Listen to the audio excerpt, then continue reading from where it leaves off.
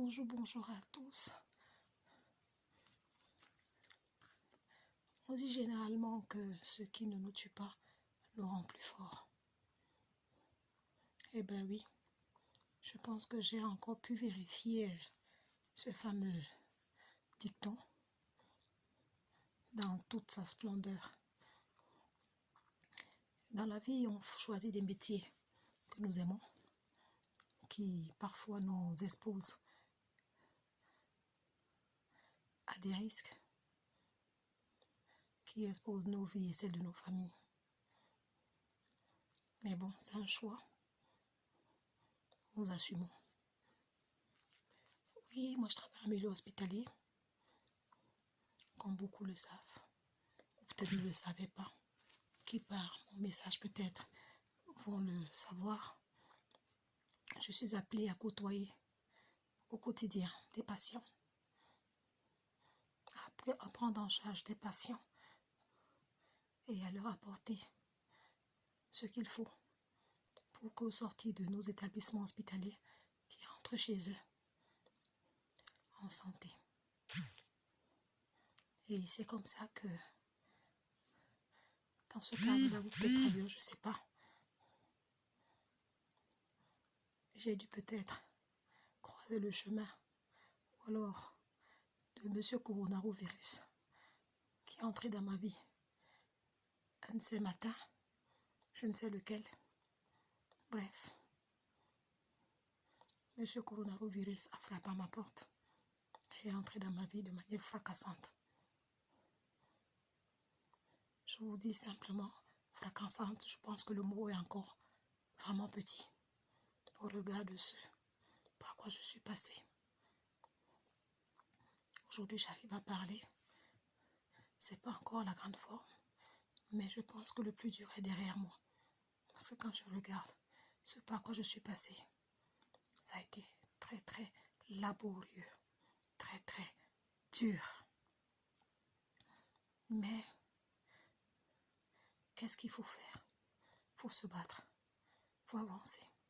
Parce que quand vous regardez vos enfants, vous vous dites,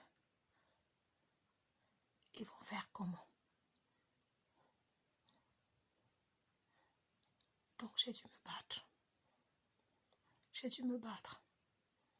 Et avec le concours et la présence de pas mal de personnes qui me sont chères, commencez à énumérer. La liste sera longue. Mais je pense que je voudrais déjà dire merci à mon mari, à mes enfants, à mes frères et leurs épouses, à mon cœur des cœurs qui se reconnaîtra. Hélène, Rebecca, Madame Bess, Solange Bességué.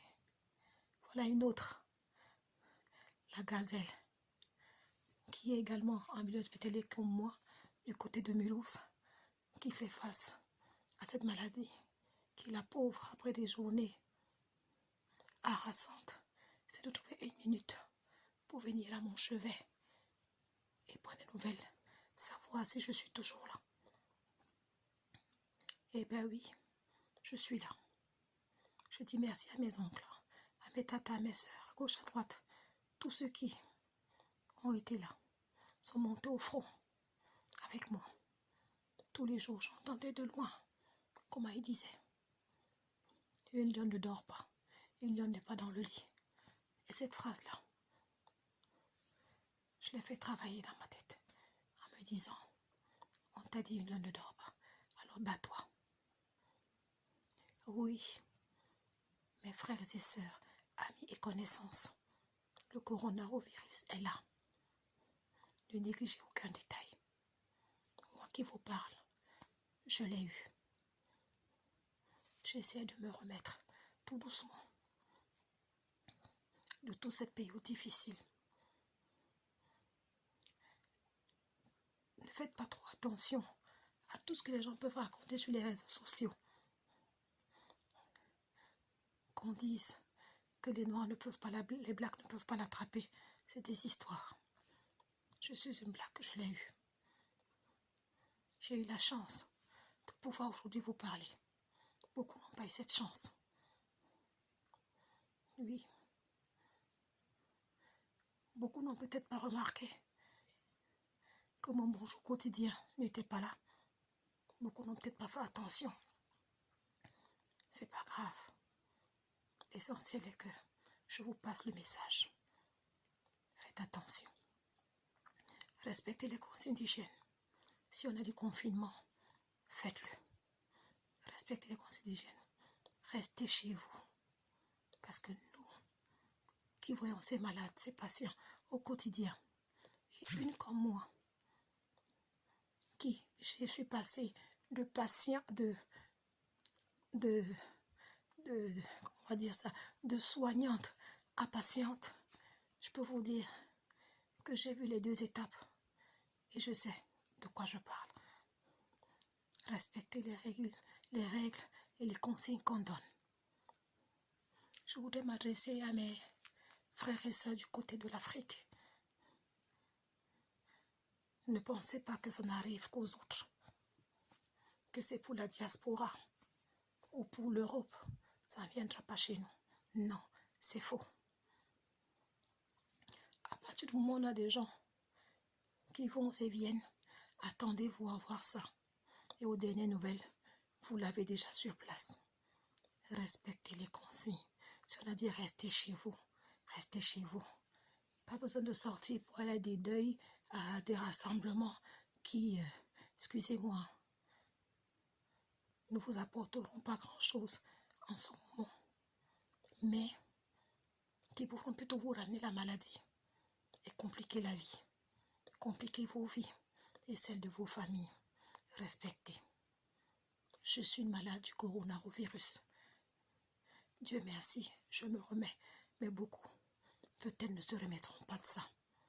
Ce qui est déjà le cas pour ceux que l'on voit tous les jours. C'est une maladie très virulente qui attaque les voies respiratoires, qui commence par des petits picotements dans la gorge. On a la poitrine qui se compresse. On a parfois les sinus qui peuvent avoir des petits picotements ou des violents maux de tête avec une poussée terrible de la température. Attention. Le confinement, le Doliprane, sont les médicaments basiques que nous avons. Mais elle peut avoir des effets beaucoup plus violents si elle trouve que vous êtes déjà porteur ou porteuse d'autres pathologies. Donc faites attention. Écoutez les consignes. Faites attention aux gens autour de vous. Prenez soin de vous. Ne faites pas n'importe quoi. C'est très compliqué. Cette maladie n'est pas facile, elle n'est pas évidente. Mais je pense que si chacun met du sien, on va y arriver. On va freiner son évolution. Mais il faut déjà accepter qu'elle est là. Ne restez pas dans le déni. Ne restez pas dans... comment je vais dire ça? C'est pour les autres, c'est pas pour nous. Ce discours ne nous fait pas avancer. Ne restez pas dans le déni. J'en suis la preuve vivante. D'autres aussi derrière vous diront. Peut-être que les autres, vous ne les connaissez pas. Mais moi, je me permets de parler. Parce que je sais que beaucoup me connaissent. Je suis Olga Kessler. Beaucoup ne le savent pas, mais cette maladie est là. Prenez soin de vous. Je dis encore merci à tous ceux qui ont été avec moi tous les jours pendant ce combat où j'ai failli laisser ma vie.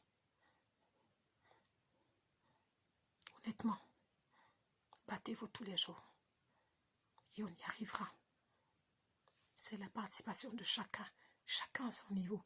Il n'y a pas de moindre effort qui nous fera avancer. Merci pour tout et merci de faire passer ce message à chacun pour que ça nous aide tous à comprendre et sortons du déni de cette maladie. Merci. Et merci de prendre le temps de m'écouter. À bientôt. Au revoir.